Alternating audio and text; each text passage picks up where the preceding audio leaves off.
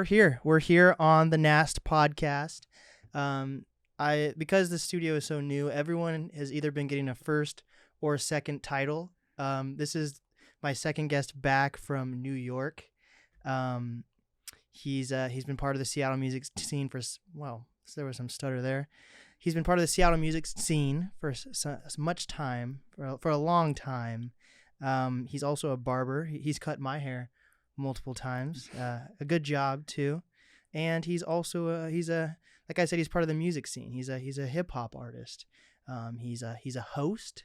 I've seen him host quite a few events, and now he's a guest on the podcast.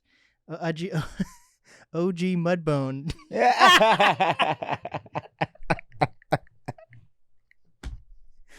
We got OG Mudbone on the podcast. Oh my gosh, Mud Beezy in the Heezy. Have you ever seen OG Mudbone? No, I haven't. Do you know who he is though? Right? I don't. Oh, I don't. So now you just gave me something Google it. I was just laughing off the spin. Oh. Off the spin off. Well, this is gonna make it even 10 times better then. OG Mud. My guess is actually OG Mambo. Hell yeah! And so I'm gonna explain who OG Mudbone is with a story, a real life story. So when I was a freshman in high school, this senior came up to me, and he didn't know me, and I didn't really know him, but because I was black, he came up to me. Right? This isn't racist. This isn't racist. No, that makes sense. He came up to me and he said, "Your dad looks like I bet your dad looks like Lex Steele." And do you know who Lex Steele is? Yeah, I do. Should I be embarrassed that I don't know OG Mudbone, but I know Lex Steele? Yes. yes. So Lex Steele is a prominent porn star, black porn star. He's got the BBC, and basically OG Mudbone is also a porn star who he passed away, unfortunately. Damn, well, rest in peace to Mudbone. So OG Mambo and OG Mudbone kind of sound similar to me. So on the drive here, I was thinking about OG Mudbone. But he's known because, this is very inappropriate, but he's known because he had when he jizzed, it was literally like a fucking fire, you know, those fire hydrant. There's GIFs online of this guy, his cum shot. Of OG Mudbone. Yeah. I'm glad I didn't Google him. Yeah, I didn't want you to be like, but that's how we're starting the podcast. Porn stuff, right? I'm just back from New York. This is the first hip hop artist back from New York, so there's something there. You're the first there, and there's I don't know the right saying. No bars hold. No bars held, you know, I'm free, whatever I'm supposed to say there. I feel free. I was gonna say, I don't even know if I've heard that saying. No bars held or something. No bars held. No bars hold or something. That sounds like that about freedom. No bars being held. Yeah. Debarred. Yeah, something like that. Not in a legal sense. Right. I'm sure if you're a lawyer, you'd be a great lawyer. Yeah, I would. I watched Better Call Saul. Have you ever seen Better Call Saul? I have seen Better Call Saul. The last episode came out yesterday, for the mid-season at least. I haven't seen the latest to latest. I think I'm 2 seasons back. Ooh. I kind of like when doing that. I prefer when shows are bingeable. Yeah. Because I get into it. I want to watch 4 or 5 at a time. So it really hurts me when I'm watch that up-to-date episode. And then Twitter's talking about it, and we're all waiting for a whole 7 days. That 7 days is a lot of anticipation. And that's what's happening with me right now with movies. I usually go to a lot of, before the pandemic, I used to go to a lot of movies. And now that things are lifting up now with what did Cameron say? Cameron said we're in a transition period right now. Right. Now that we're in this transition period, movie theaters are opening, but I've been so accustomed to just watching Netflix and HBO. I don't want to go to the movies. A lot of them come out on HBO too. Yeah. At the same time as the theaters. You know what I mean? So, but still people are but still, people are talking about it online, and if you're not going to the movie theater for some of these movies, like Doctor Strange, right? Right. So, supposedly, there's a lot of spoilers in that movie, and all this, it's been out for a month or so. You just got to stay off Twitter. Yeah. I don't even have Twitter. Do you have Twitter? I have a Twitter. Uh-oh. I have a Twitter. I am a Twitter is it's like a no man's land. and it is advanced over time, but Yeah. like Twitter as a concept is like it's just moving so quickly that things are just thrown out there at a very high speed. But especially like pop culture and TV shows, you can't go on Twitter when something's out because everyone's opinion will be on there. So it won't even be like they're giving you spoilers. They'll just be like, I can't believe they shot so and so. Like that was so messed up. Like I love that character. And you're just like, well, I don't gotta watch this episode now. I know whoever got killed in Power, I already know what's going on now. Yeah, I've never once used. I think I have a Twitter just so like, certain like apps make you have another app to sign in with. Right. And I think it was like a thing. Like I was probably playing like some phone game where it's like if you sign in with your Twitter, you get 400 free coins or something. I'm gonna go with my Twitter. Yeah, that's the only reason. But I'm guessing. Even though Twitter's been around for fucking a decade or more, so me just saying what I think Twitter is, it's just like, what the hell, Blake? But I feel like it's something that just suits people with ADHD who just have thoughts, right? And you just shoot them out. Is that? I mean, that may be an accurate like depiction of like what's going on, but it's definitely Twitter is the land of raw thoughts. I feel like there's different personalities for each social media platform. Like Facebook, you try and keep it kind of family oriented, maybe business oriented. QAnon, just the normal stuff. Regular things going on, or real political. Facebook can also get real personal. It's like, but like you wouldn't be debating as your business self. It's real personal. Like you're using like middle names and first names with the individuals. You're like, man, I can't believe so and so's uncle voted for such and such. Man, you suck. I thought you were so cool. You're a great barbecuer, but your political opinions suck. And then you have Instagram, which is simply like aesthetically pleasing. That's where we all look the coolest, doing the most fun things. Like I just went to this concert, this trip. Look at these cool pictures that I just took. And then Twitter is the land of like, it's like a diary. I think Twitter is the social media diary because you go on there and you see people saying wild stuff. And there's fake Twitter accounts. Have you seen the fake Elon Musk tweets? Oh no, I think some of them are real, some of them are fake. I stopped caring enough to decipher. Yeah. Okay, got it. So and that's the dangerous thing. Dank meme type thing. That's the dangerous thing, that the internet works now, that all you have to do is say something and then enough people follow it and then like the narrative exists. Jeez. It works now. That's wildness. The only experience I've had with Twitter was making the Greg Scott video I made like fake tweets. Yeah. But I felt like that was like reminiscent of how people use Twitter, I guess. I don't know. that is it, bro. ADD. Twitter's for the people with ADD. So let's get into your background. First, let's start with the name. OG Mambo. Yeah. Not OG Mudbone. Not OG Mud, not to be mistaken with OG Mudbone, close in industries. I always said if the music thing didn't work out, then like I'd definitely lean towards porn. I think it'd just be a cool fallback. I'm going to put a very hot take on this going to be a very hot take on the podcast. I think. Actually, I don't know if I should say. Yeah, I feel like I shouldn't. I'll tell you after the podcast. My hot take. Okay. So, OG Mudbone. OG music, Mambo. OG Mambo music. No, but OG Mambo. So, OG just came from, honestly, my younger homies, the generation that came after me. They just started calling me that almost like in a humorous fashion because, growing up in Seattle, growing up in America as a black person, depending on where you are located, it can making it up to past 25 is like, damn, you did a lot, because a lot of people passed away 19, 20, 21, 22. So the little homies used to just joke and call me OG. So then I kind of took that and ran with it as like, all right, that's cool. I'll embrace that. I have a old soul. I'm connected with like the generation above me. I have survived certain situations, scenarios beyond that.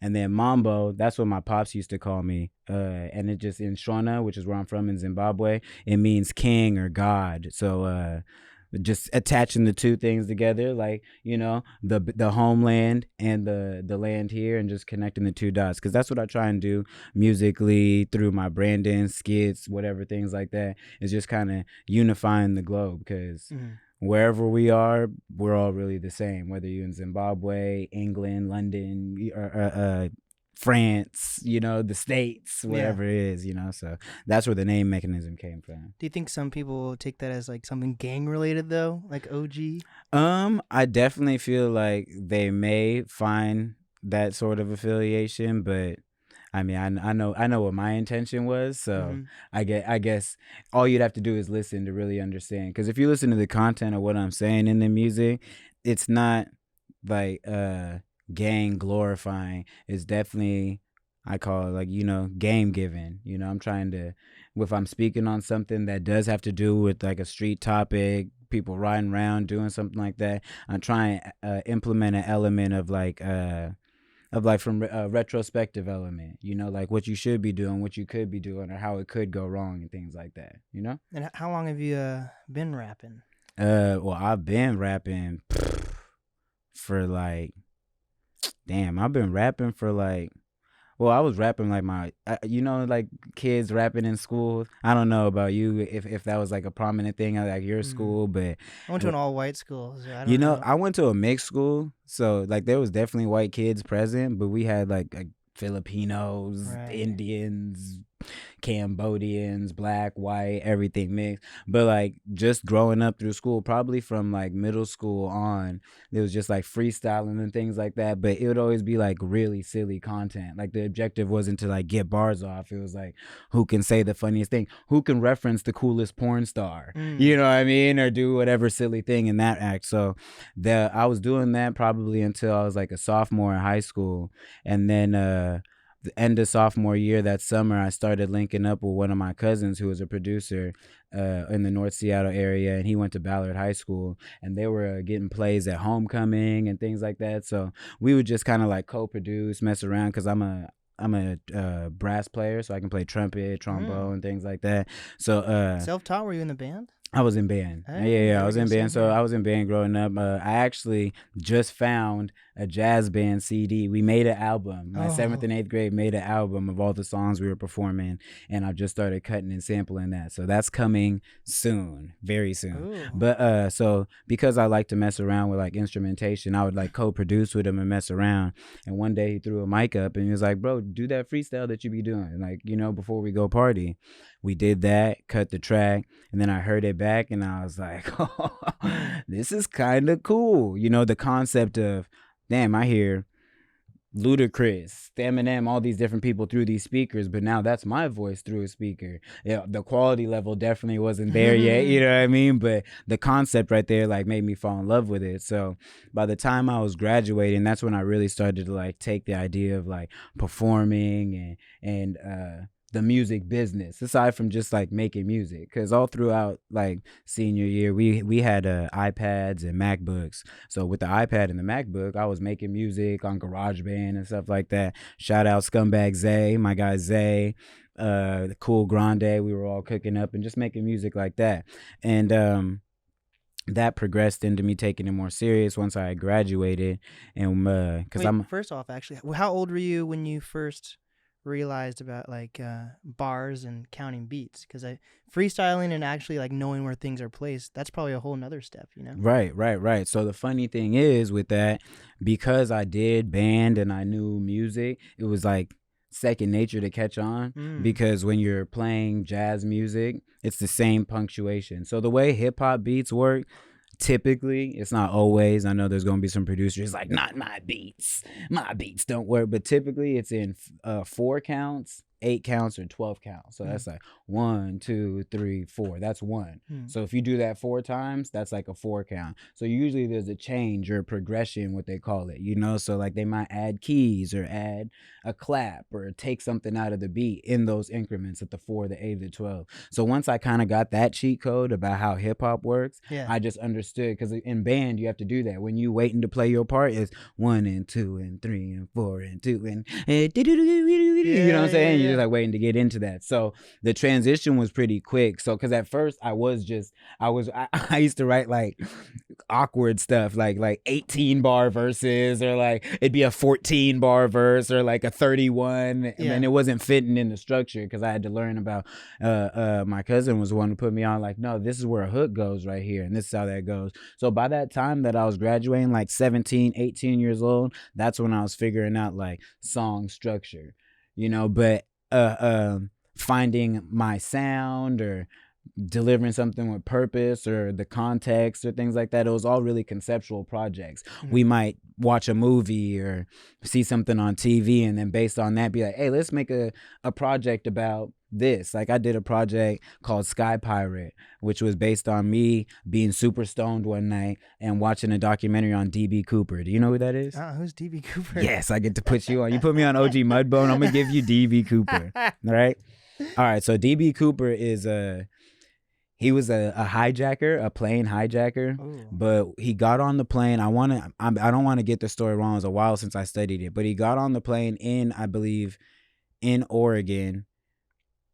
No, in Seattle, and it was like taking off to Oregon, one of the two, in the Northwest, right? Mm-hmm. And when he got on the plane, he this is back when you could still smoke on planes and stuff like that. So he like lit a cigarette, ordered himself like a bourbon, and then as the plane starts taking off, he wrote on a napkin like, I got a bomb in my briefcase and I need X amount of money before we land at this place. I think he was coming from Oregon, right? Okay. So then he lands in Seattle.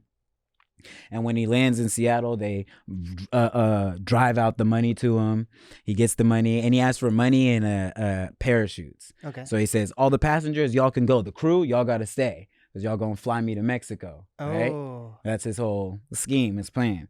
So then as they take off in Seattle, somewhere between here and Portland, in that thing, because he had him flying real low, he jumped out and with his parachute and just took off, and they never found him. What? Ever. They never found him. What? And they only found like a small bit of like, they found some like washed up bills on the beach. So imagine you're walking your dog at some park and then you see, whoa, look at this. I found $200. You take it back. They're like, this is the marked bills from DB Cooper. But they never found him. And I thought that shit was cool as fuck. So I was like, damn, bro. So I just made a whole project about DB Cooper, or from the perspective of DB Cooper. That was the whole thing. So I'll do stuff like that, but it wasn't really about like telling my story. And at the time I was going by Foon Gizzle, which is a play on my government name, Fungai.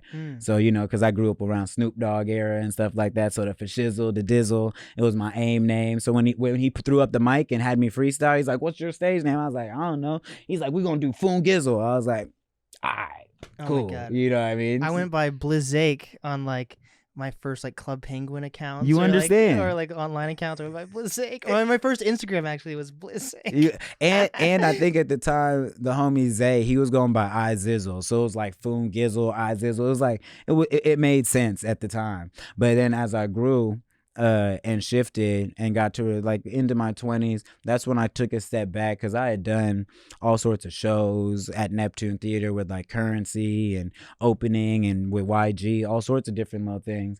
But I wanted to like take a step back and really attack my business approach a little bit differently and come with it with like a little bit more sonic purpose, like make songs that, are feel good, more with the whole marketing aspect in mind, while also still trying to be like creatively free. That's like the goal, to just be able to make whatever I want, not make this because I'm from over here, or I kick it with these people or whatever, you know what I'm saying? But does Seattle inspire music, what do you feel like? Inspire my music or just music in general? Yeah, definitely. The city, like, because everything is contextual to what's going on, whether I'm talking about pimping on Aurora or party on Capitol Hill, or a play I saw at Seattle Pacific University, or whatever aspect, or being in Pike Place or being on 3rd and Pine, or all these different aspects, or walking the Ave, or all those different experiences and different ventures, or eating soul food South End kitchen in the South End, or going to Central District for this, that, and the next. Like, all those experiences definitely tie into it. And the people who who are creating out here too, because I like to try and go to shows and check people out, see what's going on at the same time too, and be immersed in the community. So I would definitely say Seattle inspires it. My life inspires it. Zimbabwe inspires it, you know, so whatever's going on too. So you've been to Zimbabwe? I was born in Zimbabwe. Oh, so you're actually born there. I thought wow. Yeah. I was born in Zimbabwe, and I moved in like 94. So how old were you then when you moved? I was like 4, about to turn. I was about to turn 3. I was about to turn 3. I moved to here, like down the street from where we're recording right now. Wow. Yeah. So wild. Well, actually, initially we flew into New York, then moved to somewhere in the South End, and then we were in the Central District, and then like our first place, or like my family owned the place and like was doing our own thing, was right down the street from right over here. Dang. So yeah, man. Yeah, I still don't know this area. We're on the Ave. I don't think we want clients. We need customers. Yeah, so we're on the Ave. We're on the Ave. If you want a podcast in the nasty north. Yeah. But yeah, I don't know much about the Ave. I just know that we're closer to the top of the Ave, to the point that we need keys to unlock the bathrooms, so that we're in a nice building, right? Yeah. But if a house, I guess we're supposed to homeless / houseless. I think house, whatever. Did they switch the vernacular for that? Yeah, I didn't even catch on to that. So I had. I would have got canceled if I was like in those people. Would have been like, "Are you serious? Are you serious?" Cameron from King Youngblood, who was on just before you. Yeah. When I first had him on a year ago, he's the one who brought it to my attention that you're supposed to say homeless versus houseless. But when I go up to a homeless guy and be like, "Hey, would you rather be..." Wait, I thought homeless was the standard. Is it not houseless instead of homeless? So houseless means that you don't... Wait, what is the same? It's just like the Luther Vandross song. Is it Luther Vandross? Luther Vandross, yeah. You know, he's like, a house is not a home. Okay. It's literally just like, so just because you might not have a home, like a full-on home, but your tent is your house. Yeah, or is it the other way around? One of the wait, which one is it? Home is where the heart is. A house is just a house. I need to know. A house is just a house. So, but basically, like if I were to go up to someone on the street and be like, "Hey, are you homeless or houseless?" They might just yell at me and say "fuck you" or something. I don't know. So, I think it's a mixture of people trying to do good, and maybe it does help, especially if there's people that are houseless that are trying to get their shit together. But if you're just like, where I was in New York, there was some like guys just being wild, and I don't think they care if you call them homeless or houseless. But I understand from the perspective if like you're trying to get your shit together, and maybe you are like, you know, it's just like the same thing as is disenfranchised still acceptable? Is that like a thing? Disenfranchised? I never even understood what disenfranchised meant. I'm not Webster, so I couldn't break it down for you. I would love to, but like, I know that it's a thing. Yeah, it's like no one wants to be called a murderer. Just say you stabbed someone, right? Right. It's just like, I don't know. It's like the thing, like you know, like what they're trying to do with pedophiles. They're like they're changing the terminology on pedophiles. It's like people that like kids or touch kids versus a pedophile. You know what I mean? What is the difference? It's just it's all fucked up in my opinion. But it's supposed to mean, it's just supposed to make it seem less harsh. I thought they were separating like just like adult rape or things like that, okay, and then child situations like that. I thought there was like a divide in that terminology. They're just trying to make not to say that they really should be at all, because like I think it's more like, here's an example. I'm going to explain the answer with another example that's just out there. So one of my favorite... we started with OG Mudboat. So one of my favorite TV shows, well, not anymore. I'm a grown man now. I don't watch this anymore. One of my favorite shows was SpongeBob growing up. Okay. And I watched this YouTube video, probably 4 or 5 years ago. And I like to watch YouTube videos that break down like the conspiracy behind TV shows. Yeah. So it was a conspiracy. It wasn't even a conspiracy. It was just like, it was actually laid out perfectly. It was all pretty factual versus it being like SpongeBob is the Illuminati. It just showed that when SpongeBob first started, he looks like a sponge, right? He's very square, had corners, but as the the seasons progressed, he actually became a little bit more rounder and softer and more kid-like.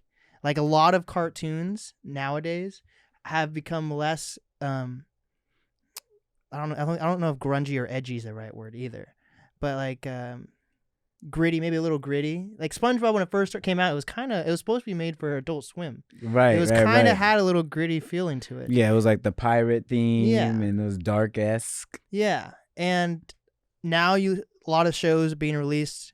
Now we have fucking Cocomelon.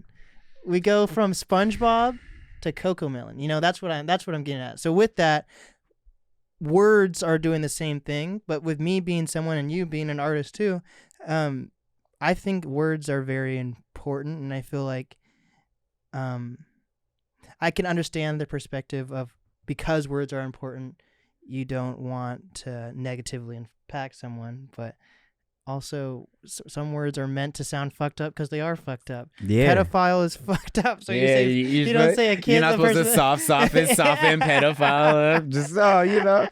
Well, I mean, you know, he's not quite a pedophile. He's a... You know what I mean? So I don't know how we got onto that, but I think we needed to get there though. The people needed to to hear that. So Zimbabwe, you're from there. Yeah. No. So I was born there, but I grew up throughout like North Seattle. Oh, I remember actually what I was getting at. Basically, we're on the Ave. And oh yes, and the Ave has pedophiles. Yeah, no. I hope not. And houseless people. They have houseless people for sure, or homeless people, or either way, they have people that don't have homes. I will say that we intend to be saying the right one. We just don't know. Yeah, I'm not a fucking dictionary. You know, I just don't know. Don't cancel me. There's these people on the streets. There's people on the streets. Yes, there they are. Yes, and sometimes they stick around the Ave, where we are now. And after around 9 p.m., you come up those stairs, right? Yeah. At the top of the stairs is a little like roof, so it doesn't get rained on, and people on the streets like to sleep there.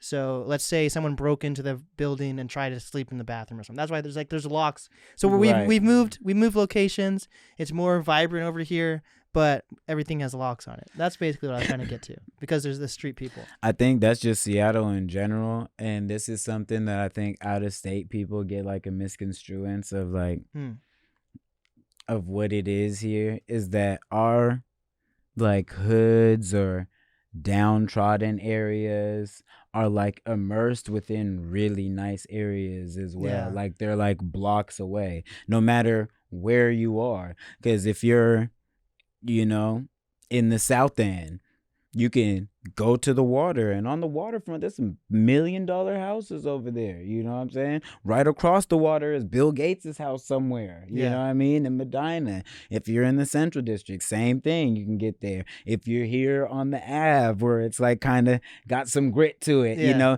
it's like 60% college kids, like 20% tourists, like 10% street people, and then like 10% random. Like it could be whatever, like Uber Eats, like someone who's passing through, someone who's lost, you know?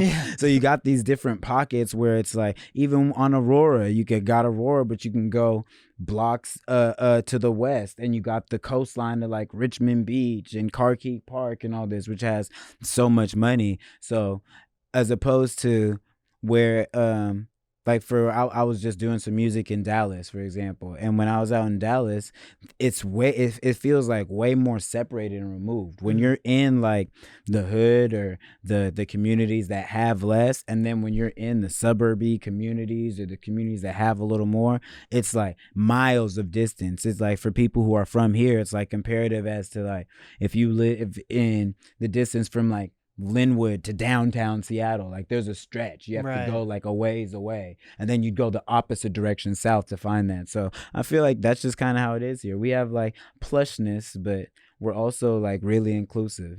It's like when the liberalness like dances on that line, you know what I'm saying? That makes sense. Yeah. But I also get offended still, because I grew up on the east side. Yeah. And I never had to deal with locked bathrooms. Yeah. So then when I go to Seattle and I'm like, oh, can I use your bathroom real quick? And they're like, oh, did you buy a drink yet or whatever? I'm like, the fuck? I need to go to the bathroom. Right. Like if I just went to Bellevue and was like, oh, can I go to the bathroom here at Starbucks? I'm about to piss my pants. I'll be like, oh, sure. Yeah, no problem. You know, but like here in Seattle, like, did you buy a fucking Starbucks drink first? That's the difference between the two big cities, like Seattle and Bellevue. Bellevue is like curated for, like, if you made it over there, the presumption or assumption is that you in position to be able to doing whatever you're supposed to be doing. You like supposed to be. Over here, people who work over here, they gotta presume you could be anybody, because right 2 minutes before you walked in, some dude who was dressed maybe just a little bit like your shirt was a little dirtier than yours, but like close enough, was asked the same thing and then took a shit on the bathroom floor. And that fucked his shift up. Imagine you working, you got 2 hours left on your shift, and they're like, Blake, you got to go clean the shit on the floor. And you're like, shit on the floor? Yeah, human shit on the floor. You're like, oh my God, you don't pay me enough. Now you got to complain, write to the state. It's like a headache. So instead, they have to give you a hassle and ask if you purchased your beverage first to test the waters. So you can swipe that debit card and they can be like, all right, he's one of the societal people. He's not gonna shit on the floor. Wow. See, we're very empathetic. We're very See, we might not be the best with the right words. But, right. Like it was so funny. I'm not gonna say what word I said or who I was with. But I was when I was in New York, I was in an Uber, and I said one word and it completely changed the entire mood of the Uber. And they're like, oh shit. And I was like, oh fuck. You know, like, I love words and I feel like I should be able to say whatever words, but I understand. I think with art, you're supposed to be able to do that. Like art, that's when you're supposed to be able to, like, it's hard to limit. And I mean, you have to be prepared for the reaction, because that's the point. You want to invoke emotion, whether it's, you know, you want somebody to you Chris Rock at a award show. You want to invoke an emotion. You want to be able to pull things. So I think the limitation on certain art contexts isn't fair to the artist. And I feel like sometimes they do it with the excuse of like, oh, for like kids. But I don't know, like if you a fairly responsible parent, like I got kids, and like, are clean versions still around anymore? I try and make some clean versions just so for like radio promotion and for marketing and things like that. But I wouldn't say that it's a necessity. You could definitely survive without clean versions, because marketing on a digital platform and things like that, you don't have to sell hard CDs and stuff like that. So. Yeah. We're also talking about words we can and can't say, but we're also black. So we're in a position where, like, I've said this before. I feel like black people in Seattle as of lately have been treated more like puppies a little bit. Like babied in a way? Yeah, they're like, oh, it's okay. Versus if I was like some 6-year-old white guy being like, hey, man, why can't I say homeless? Right, yeah. They'd be ready to take you out for sure. So that's where we are at in society right now. But it's an interesting spot. Isn't that weird? I've been saying that a lot. I want to put that on a shirt. Black people are puppies in Seattle, or babied. You know? They're just kind of like, well, I mean, I think there's some genuineness to it too, but I think it was okay, what about this? Before you go farther, all right. Do you think there's genuineness in the Black Lives Matter fucking that's where things? I'm going. Okay, that's where I'm headed. That's where I'm headed. So I feel like, so conceptually, just like America, if we're going to be really real, conceptually, brilliant. As a fucking concept, oh my God, like it's incredible. Like we are one for all, justice, liberty, get your gun, protect your people, all is fair, get your money, yes, you share, do the taxes, you're responsible for you. Yeah, as a concept, oh my God, brilliant. Yeah. But as an actuality, it's like, nah, but like, you black, so we gonna put you in position, and oh, you Asian cat, so we not for you. Really? Okay, white men, this is for y'all. Everyone else, y'all got a whole different set of rules, you know? So like, Black Lives Matter as a concept, real dope. Like we're all supporting.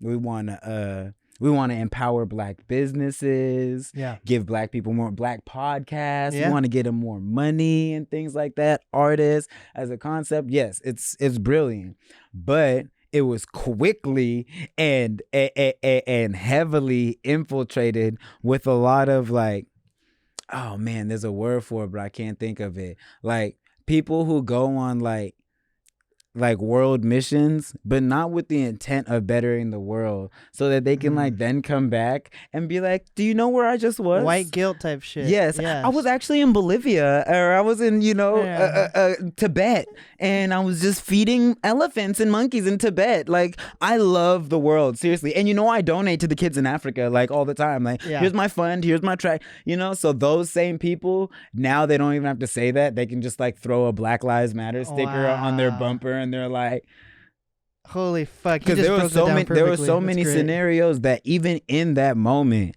because at the time I was on Capitol Hill a lot, with a partnership I had with a couple cannabis shops and things like that I was working at. So I was right there, like into the thick of it.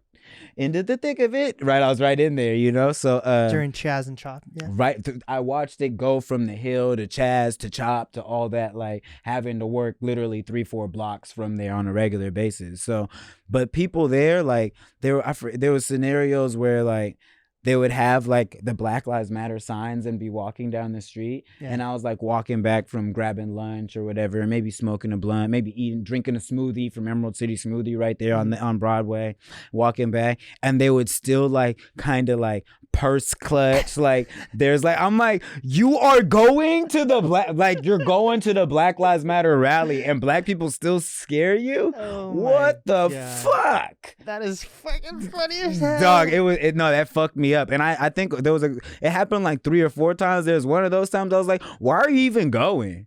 Like, you clearly are like really uncomfortable right now. You should be like seeing black people and be like, hey, I now know the things you're going through. You're not walking around here angry. You just have a little bit of anxiety because you witnessed some fucked up shit. And you're like, the potential for me to go through some fuck shit is like maybe a little higher than Susan walking her dog right there. Yeah. And that was the whole concept. But they didn't really grasp that. So I think the concept is great, but there's a lot of ingenuineness in it just because of the opportunity. It's an easy out now. It's like, what do you mean? It's like how when Obama was president, I feel like white people was like, oh my God. I voted for him, right? I voted for him, right? I mean, I know we had that spat where we stopped talking when you heard me say the N-word during the Biggie Smalls thing, but come on, man. I hear people still be like, I'll get people still be like, Blake, if Obama could run again. Right. If Obama could run again. Do you think that's going, man? I don't think OJ did it. I don't think OJ did it.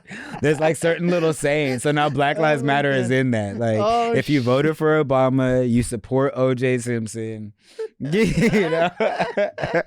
Or you got a BLM sticker. God. I feel like there just needs to be other requisites. Like, I feel like they think that's like cookout.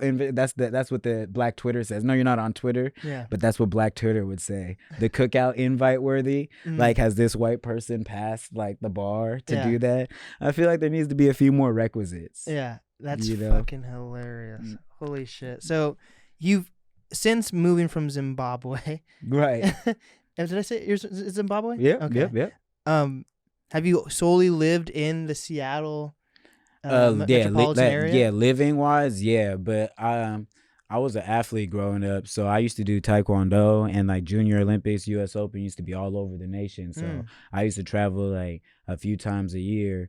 We do little car washes, or I used to actually work at the Taekwondo gym to kind of like pay for my trips, have my coach pay for it, like get hours in that and like rack up a little account. But we would take trips to Florida, Atlanta. So I played like where the Falcon Stadium, all sorts of stuff. And I won different Junior Olympics, like gold medal, silver medal, U.S. Open, all sorts of shit like that. Damn. So that had me traveling. And then you're Blackie Chan. Yeah. I can for sure kick a nigga in the head. In the Timbs too. Black Kwando. No, so that opened some doors where I was traveling, and then soccer had me traveling a little bit too, and then music took me around when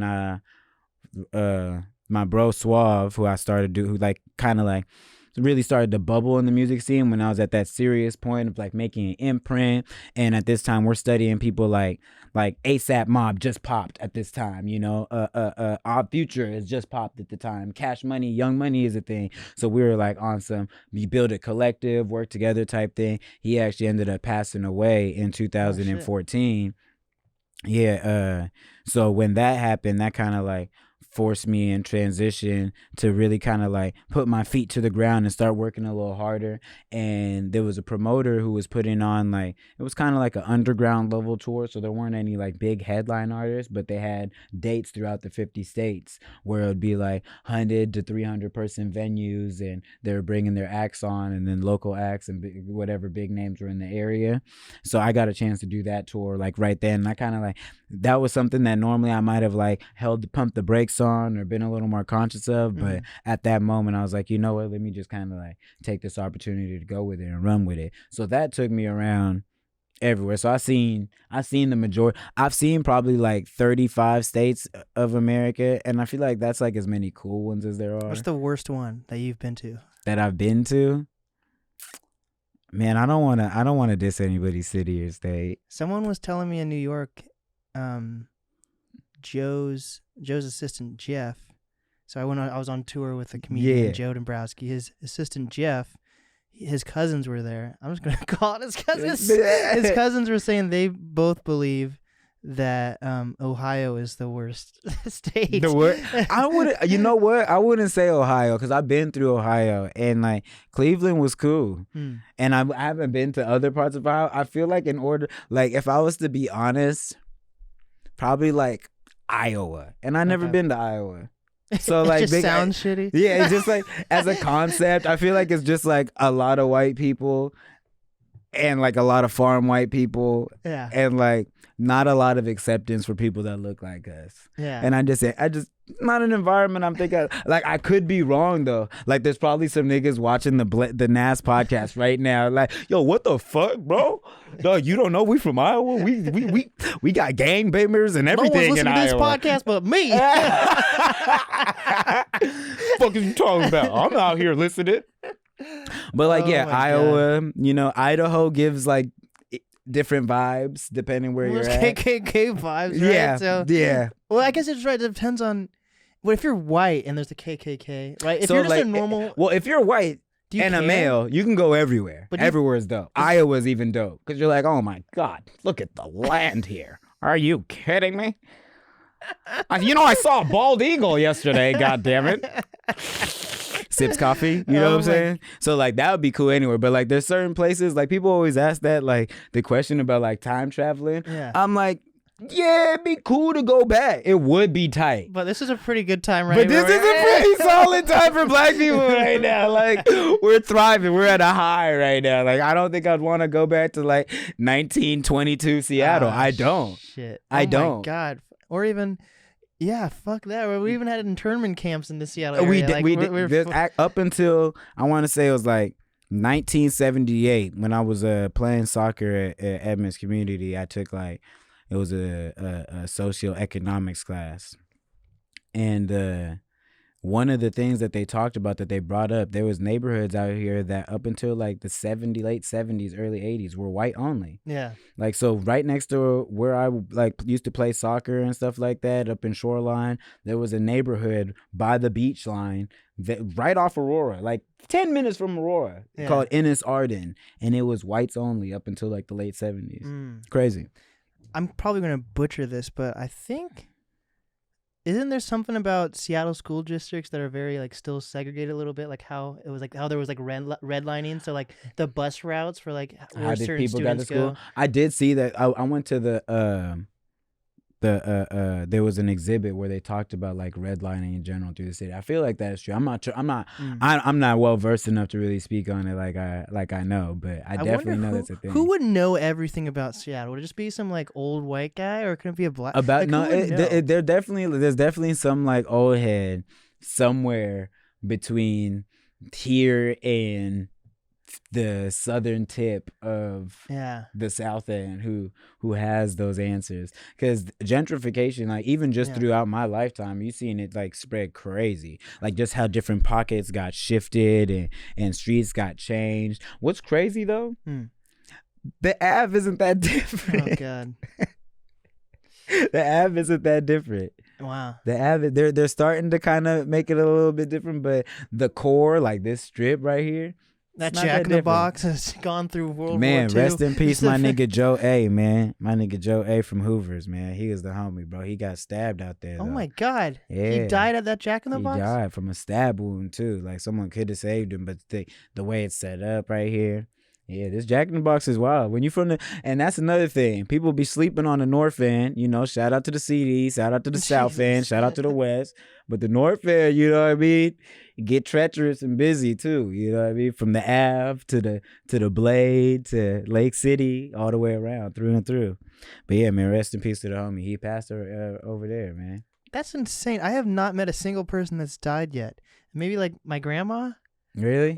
That's a good thing though. I guess. Yeah, I mean, yeah, no, that's a really good thing though. It's a like throughout those things. I mean, it definitely shifted my life pattern and like my life outlook. So like no more Jack in the Box. God damn, man. No, definitely not. Fuck. That's been a no for a long time. The rumor back in the day is that if you asked for like mayo on your burger, you could get hooked up with, you know.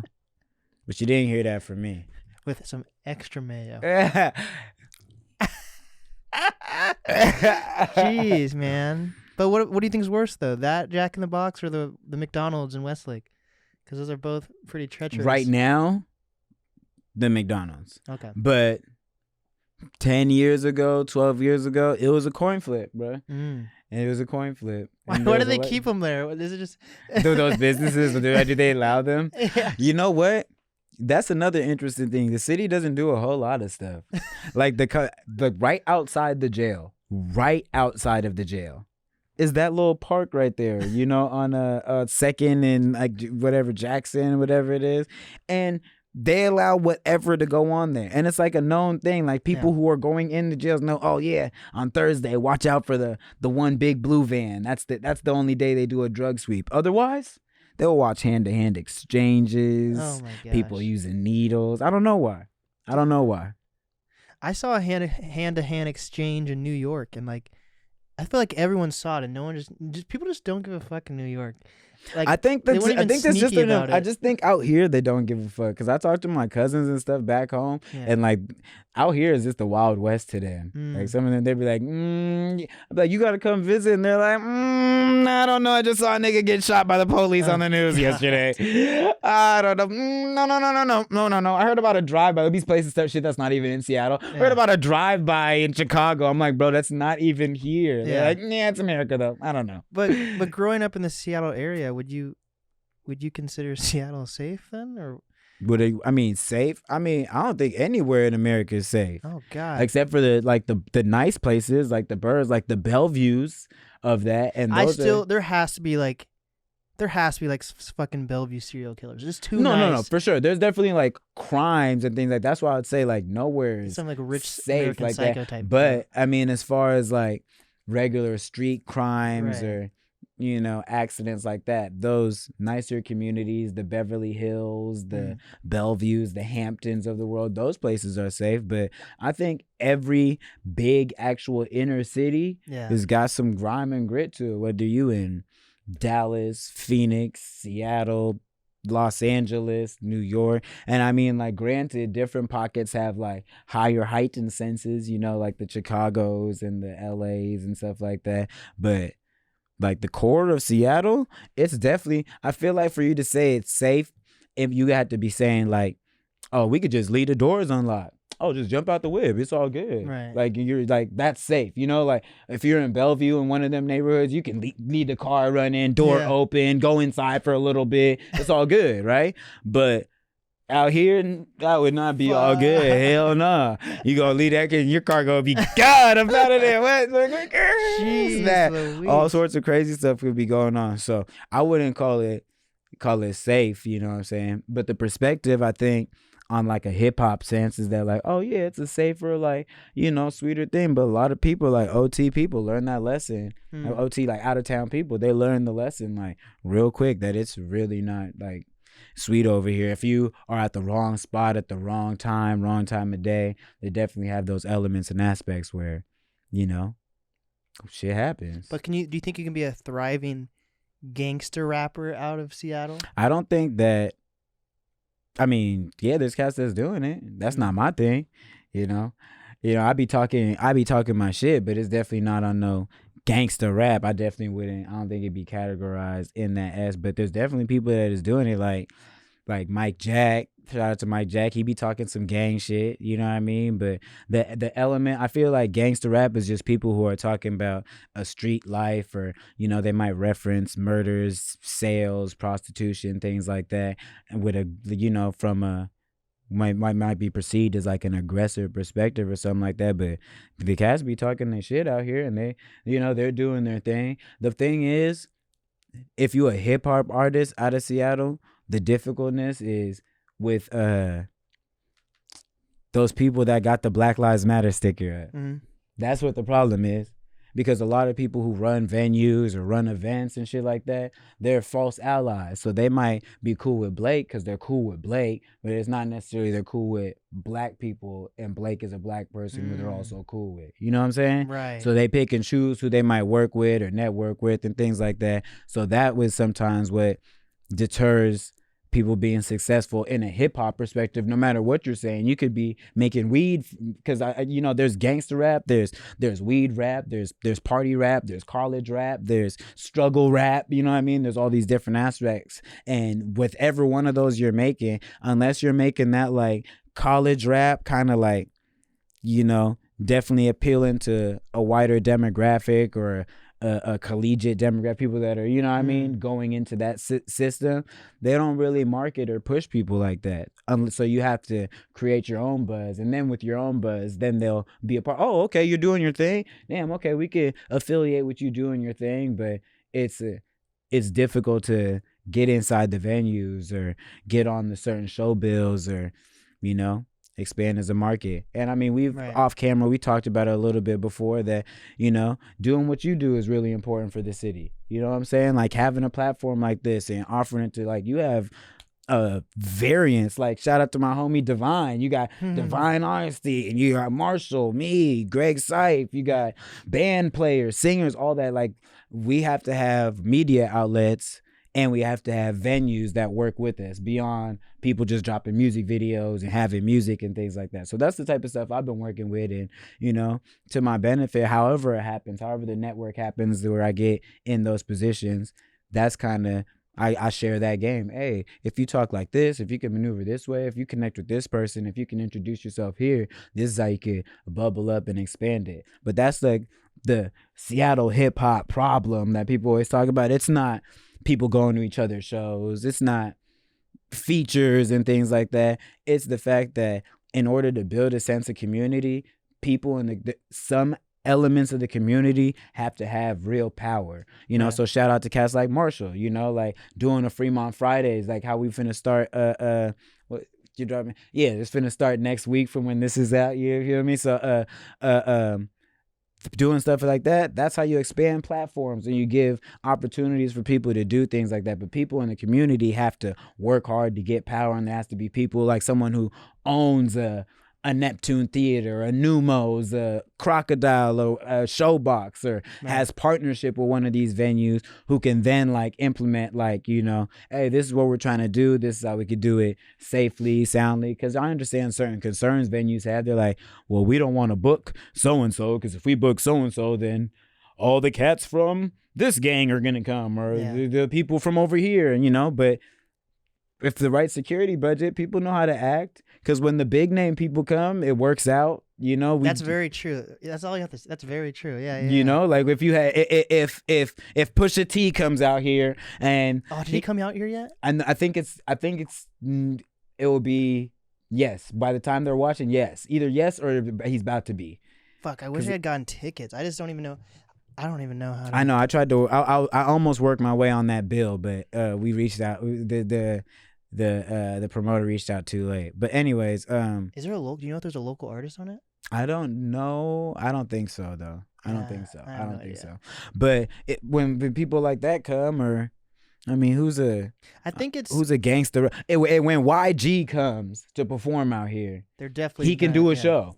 So how if even YG can do it? Even a if people show, get shot, which they do, which has happened and stuff like that, but they'll still book him and still do it. So there's no reason that, you know, a Toupee, a Mike Jack, a Frencioso, a Mafi D, and you know what I'm saying, whoever. Those are just cats from the South End thing. There's people in Everett who's talking gang shit and doing all that. Any one of these artists could definitely throw an event and venue in. It'd be put together the right way. It's just that the powers that be have their own intentions, you know what I'm saying? It's their version of playing it safe. Exactly. You know, so like this is how we're gonna play it safe. But we have a Black Lives Matter sticker up, so it's like it's not like we don't like black people. And look, we like so and so over here, like, you know. And the person who they usually like is usually someone who is like you have to listen to Kendrick Lamar. You have to be palatable. Like you know, it's gotta be. You have to be able to. Oh, what? Oh yeah, no, of course. No, I love that. No, that sounds great. If you can't turn that on, with some people like.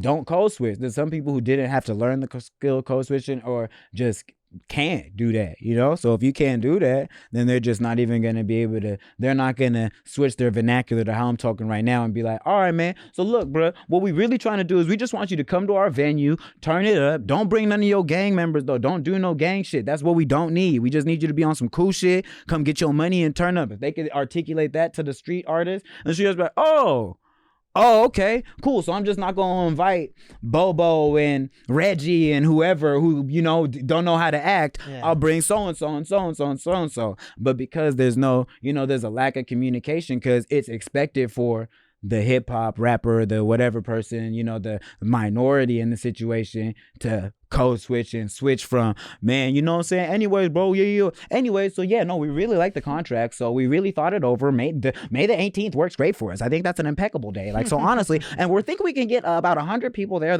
If you can't do all that, then they're not going to mess with you. And like, that's what be fucked up with the game out here is that just getting through those powers that be. And then the people who can do it, like, you know, like you seen, I could turn that motherfucker on. The people who can do it have to get in them rooms and then be able to finesse their homies in that way. And then they can be like that middleman. It's almost like being a translator. So, you know, with events and things like that I got going on, when I got people coming, I give them that breakdown. Hey, bro, don't be on no, you know, a little extra shit like that. The energy is real cool. There's a bunch of like college kid girls, you know, just hella white people, just be chill, woo, woo. Then they can come through and, you know, no, because it's not for no reason. People don't be on some wild type of time for no reason. They on that type of time because at a young age they saw their 12-year-old homie get hit by a car, shot by this, did all this, you know. At 15 they saw this person go through that. So when you experience those things, you're like, all right, let me stay on my P's and Q's. Staying tight, staying focused kept me here, and I want to keep going. And then they start having kids now. So it's like, all right, I really got to stay here for people behind me, my younger siblings, things of that nature. So it's not for no reason that people be turned up or on that type of time. It just has to be articulated like, hey, keep that time out there like this, but once you get up in the venue, we're going to rock it like this. Don't have this coming around. We want to keep it smooth, blah, blah, blah. When you're promoting it, this, that, and the next. If those understands were happening, man, Seattle would be the next, whatever, LA, Atlanta, because we have the venues, we have the most incredible punk rock scene, you know what I mean? So many prominent artists and things like that. And we have the potential. There's definitely the artist base there. You know, the collaborations happen throughout the city. It's just that we got to have the infrastructure to get it on that next thing. And then once people get on, they got to be able to get the fuck on and move around and let people know, hey, I'm from Seattle. That's what I'm doing. I'm so-and-so. I'm from Seattle. I'm OG Mambo, man. Yeah, no, I'm from Seattle. I'm from the North End, though. Blah, blah, blah. I'm so-and-so. No, I'm from the CD, though. So then they can see all these aspects. And that's what creates that thing, man. That's the Seattle dream. This was a full game plan. That's it.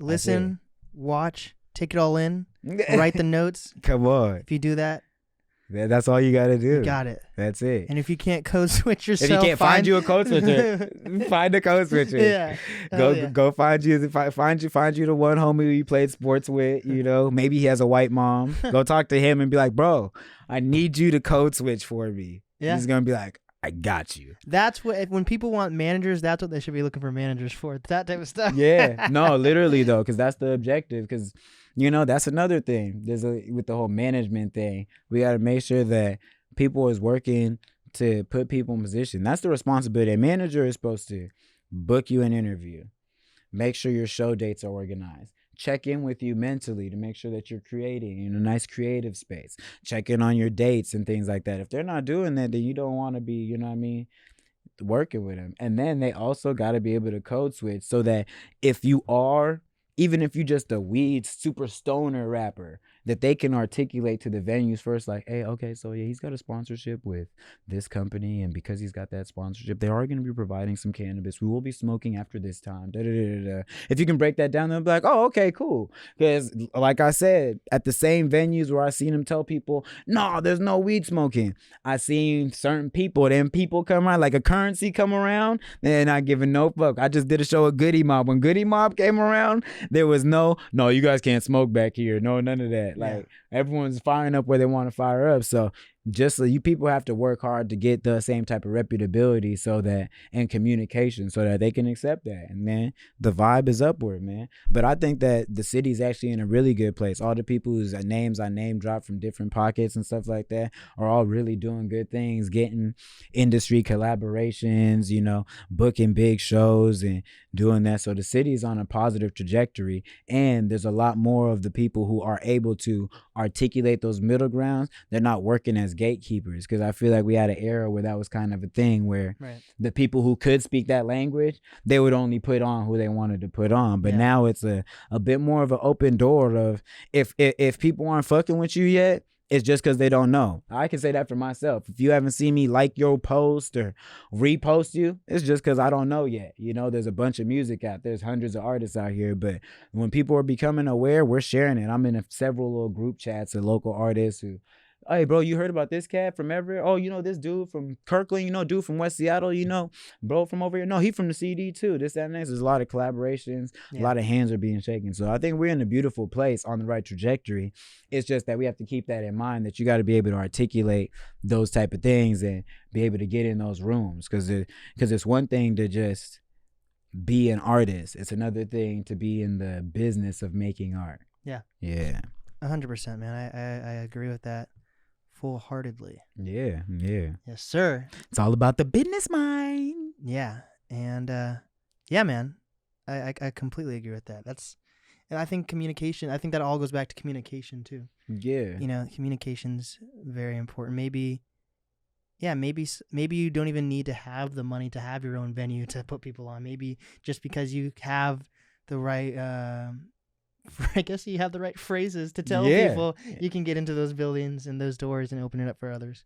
And hopefully people are doing that to some level. And I hope I can do that too with this podcast. No, definitely. I would say that you are, open up the platform and being able to take on different type of clients, because Seattle is an eclectic place. But I feel like we only get a light shown on a very specific, on the Starbucks, college, happy, Seahawk fan, serial killer, which is very interesting, because if you look at the map, like the kill map for like Ted Bundy, for example, he skipped right over the hood. Like he was in like south of the South End, right? Like, and then he progressed, skipped right past all the way, and then came straight to like right here, the UW, like the Ave area. She's like, I don't want to get fucked up there. He's like, nah, I'm not kidnapping no little black girls. Hell nah. Niggas is pressing that line right now. Oh my bro. God. Do you think he had any? Did he have any black victims? I don't think he did. Is that racist or not? I don't even know what that would fall under. I don't know, but I fuck with him for that. Yeah. Like, I don't fuck with him, but like that's what's up that he did. But I think honestly it was strictly fear based. I'm sure that like if he had been able to like finesse his way in, but there was a time period where Seattle was, I remember maybe he would have had to have like a Black Lives Matter sticker on his bumper. See, he missed the era. He missed the era. Wrong era. He should have came to the gentrified Seattle. He probably would have dabbled a little bit and got a jogger from over there or something.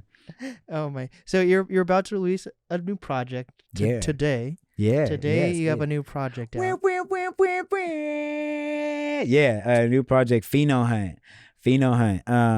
And there's a skit on there that kind of breaks down what that is. But a Pheno Hunt, for people who don't know, is so when they're like cannabis businesses are curating. So typically, especially so for people around the world, we got world viewers in legal states here. There's, especially Washington specifically, when you get weed, it's in like a nice little jar or container, a package, right? So before it's prepackaged, then they decide, all right, this specific strain right here, like we'll say that the strain is called NAST podcast. The NAST podcast strain, in order for this to be smokable, they had to try several variations of that. So when you say like a strain name, it's like compared to saying like if Gorilla Glue is a strain, then like it's the same as saying like black guy, right? But like you and I are completely different black guys, right? And then there's, you know, King Youngblood has another type of black guy, and there's all the different types, right? Yeah. So they'll take all those different types of seeds from that one genetic, from Gorilla Glue or whatever it is, and then all those seeds will be numbered like 1, 2, 3, 4, whatever. That's why a lot of people know Gorilla Glue number 4 is one of the popular strains. But and then they'll work through all those. Oh, Gorilla Glue is a name of an actual weed. Yeah, I'm thinking of Gorilla Glue like the. It's actual. Yeah, it's a name of weed. I'm just thinking of actual sticky Gorilla Glue like it's on your fingers. And that is why they named it that, because of the stickiness. But so then they'll smoke through all the different variations of it, and then they'll be like, all right, number 4. So if it was the NAST podcast weed, we'll have NAST podcast number 1, 2, 3, 4, 5 up to 12 or whatever, right? And then we'll grow all of them, and then we'll pull all of them, and then we'll smoke all of them and review them, and then we'll all have the different reviews. So what that process right there is called pheno hunting. So we're looking for the best phenotype out of all the NAST podcasts, right? So then once we figured out, oh, NAST podcast number 3 was the fucking one, and then you're coming in like, bro, dude, I just woke up, bro. Number 3 was fucking amazing. You know, and all the reviews are positive. Now we'll jar up number 3 and push it out. The weed tester job must be so fun. Oh yeah, it's dope. It's dope. That's definitely something I was a part of too. So because I had that experience and I did that, and with my music, like I said, like it's not just, I try to tap into all the different variations of hip hop, whether it be conscious hip hop, you know, cannabis hip hop, something to play while you cleaning, something to play while you riding around on with your homies or before the club, whatever. So all those different types of OG Mambo, we were phenotyping that. So it was the same type of thing of kind of like hunting through the different strains of OG Mambo, the cool shit, the vibey shit, the turned up shit, the stuff with no hook, just straight bars, and you know what I mean, stuff where I'm really singing a lot, really tapping into melodic pockets. So with that project, that's why I titled it Pheno Hunt, because I was just diving around. It's 11 records where I'm just diving around all the different styles that I like to play with. You know, I wouldn't say all of them. There was like 4 or 5 that I left out, but that are coming on a project futuristically. But that was really the whole goal of it, to get that out. So that was the name of it, the title. Hell yeah! Are there any cool features on this project? Yeah, I got Web Wavy on there. I just met him recently. Yeah. So I got Web Wavy on there. I got the homie Tracy Lamont from North Carolina. Well, now he just from the South. He's just a Southern boy. My man Tracy Lamont. And then I got Ryan Van Huygen and Marshall Hugh. Yeah. They on a record. It's actually, I'm really excited. That record's a dope record. And then did I get any other features? Nah, Webb, Tracy, Marshall, Ryan. Nah, yeah. And I got those are the only features. And then production is Kaleem Beats, who just joined the Ill Society team too. So I'm really excited about that too. It was Kaleem Beats and Comfy Beats, who's a Seattle native, Cliff Comfy. He worked a lot with Malcolm Rebel. I'm not sure if you're familiar with Malcolm Rebel, but rest in peace to the homie Rebel. But so he was just another one from the North Borough who I got to partner up and work with. And then I got Who on the track and Chris California and D Hunted. And those are all the producers that I kind of like tapped in with to give all those different kind of sounds. Like Who on the Track and Chris California, they really are in like, they live in the player world, like real funky bass lines and really groovy stuff, you know, heavily like Snoop influence and stuff like that. So yeah, it's real fun, man. It's a dope project. I'm actually really proud of this one. We got some music videos that we've been cooking up, and they're going to be releasing in a couple weeks too. So yeah, it's dope. Hell yeah. What is your favorite song that you recommend everyone check out? Actually, what is your favorite song, and what do you think is going to be most people's favorite song? That's what I like to do. So my favorite song is Top Gun. produced by Clean Beats. And actually, the movie Top Gun just dropped too. Yeah. So like that. Maverick. And what I didn't know while I was making the song, I was watching the old Top Gun. Right. So that was on. Like I mentioned earlier in the interview, I like to reference whatever's going on. I'll just be smoking, chilling. So the beat was playing, and I used the bar "flying around strapped up like Top Gun," you know, because I was just like, oh, okay, boom. So I used that reference.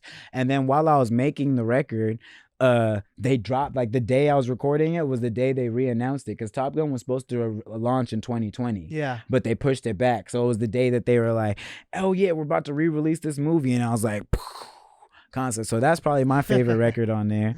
And then the one that I think that people are going to gravitate to the most, and I like the label and everyone that I've previewed it for, is All the Way featuring Webb, or Focus with Marshall and Ryan. Both of those songs are in two kind of like different lanes, but they're very, the sonic pockets are very like emotionally invoking, kind of, you can get lost in your headphones while you're bobbing your head to that too. So those three records are definitely real special ones to me. Hell yeah. Is there anything else you would like to cover on this podcast? Any more porn stars? Any more Seattle mythology? I think we covered, like, you know, because I feel like I'm gonna end up returning at some point. Yeah. You know, I think this was a good introduction. We gotta think of a BBC episode. Do you know about my conspiracy podcast? It's called BBC. Blake Burton, Brian Barnett Conspiracies. I like that you use that acronym. Yeah. Especially now that I know you know about people like OG Mudbone. Oh my God, I'm dead. But maybe we can think of a conspiracy about like something that happened in Seattle or something. Yes, man. Yeah. I would love that. There's a lot of them that exist, because like I said, I've been making music probably for like 10-15 years, probably actively 10, like on the Seattle scene. So I've seen people come back, go again, you know, and the different areas. And there's some conspiracies on things like that. And have you ever heard of Phoenix Jones? Oh my God, yes. Phoenix Jones, the fun dude. That guy was supposed to be the Seattle superhero, and then like last or 2 years ago, he got locked up for selling drugs with his girlfriend. He was a good guy though. It went from he lived too long to become the villain. That's it. That's what they say. But things, I actually have a song on a project I released called Lactose Intolerant that I named after Phoenix Jones. You should check out the Nacho Picasso interview. He has this crazy story. He talks about Phoenix Jones. Oh no, I've seen that interview and I've seen that. And actually, for some of them stories, I was present for some of those scenarios. Nacho on the Hill was a different Nacho than he is now. New Nacho's dope. Old Nacho was sick too, but new Nacho's dope. Wait, so what? Do you have a conspiracy about Phoenix Jones, or? I don't think that. I think they tried to. I think they planted it on him. Sheesh. They set him up. They said, free my man for Phoenix Jones, man. Let him out till they let him out, man. You know, New York doesn't have any superheroes, but Seattle does. Have you seen the movie Kick-Ass? Yeah. That was loosely based off of him. Oh, shit. That's what I've heard. So that may be a conspiracy, but that's what I've heard. That because it wasn't just Phoenix Jones. It was like Phoenix Jones and gang. Like if you were on the Hill back in the late, the 10s, the 09, 10, 11, 12, they were deep. They were like 4 or 5 deep. There was a girl. We like pepper sprayed. There was like 2 other dudes. Pepper spray like a pregnant lady. They did go over, but like I'm telling you, it was going good for a while. But then like they took it too serious, and if you met them, they were like, they weren't playing. Yeah. Like it wasn't like, oh yeah, we dress up and like go out and do this. Nah, like they was dead ass. Like, stop. Like, nah, for real. No, for real, no cap. I want Phoenix. I did reach out to him right before he went to jail, but I don't think he got my message. That was probably the last thing. Maybe you could do like an in jail like interview, get the media pass and everything like that. That needs to happen. I'm gonna pull whatever strings I can to make that happen. Oh my God, I'm dead. Well, man, what is some final advice that you have for the people?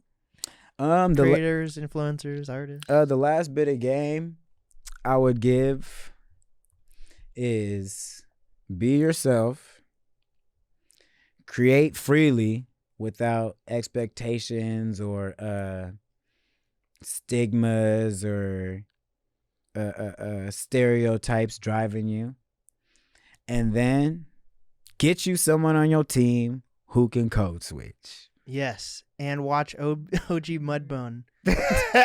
You don't need to, but If it's gonna motivate you or get you Lex through Steel. a tough time, that's definitely gonna be it. Those are or Rico Strong while we at it. I don't know that one. I might have to look. Actually, I'm not gonna look up any of these guys. Of course, I never watch porn. No, you kidding me? Oh my god. Actually, last thing, I want to end the podcast with this. So I was driving to work today. So I had to take a corner past the Jack in the Box, and on the corner was a red light. So I saw to the left of me at the Jack in the Box. So the Jack in the Box is like right here, like right to the right of me. To the left, there's like this park. And on the left side of the crosswalk where the park was, there was this guy dressed up as fucking... This guy was dressed up as Cookie Monster. And he was fucking just screaming at people. And this like Welcome old to the man, Ave. this old man was just trying to walk past him. The Cookie Monster guy wouldn't stop yelling at him. I was like, oh god, this is my morning. But Cookie Monster, OG Mudbone, Lex Steel. There's a lot. That is the app. You just summarized a morning on the app. And then once you turn the corner from them, there'll be like a group of like UW cross country girls like on a jog. Yeah. You know? High stepping over needles. Yeah. Come on, ladies. Oh my god. But yeah, one more time, what's the name of your project? Pheno Hunt is the name of the project. OG Mambo, Pheno Hunt. You guys can look it up. Google me, YouTube, everything, the whole nine. It's the same thing at OG Mambo, like on everywhere, even on PlayStation Network. If you want to get your ass kicked. Ooh. What game though? It doesn't matter. I'm What? kicking ass. FIFA, 2K, fuck it, Fortnite. Kicking ass and eating ass. OG Mudbo. And we did it.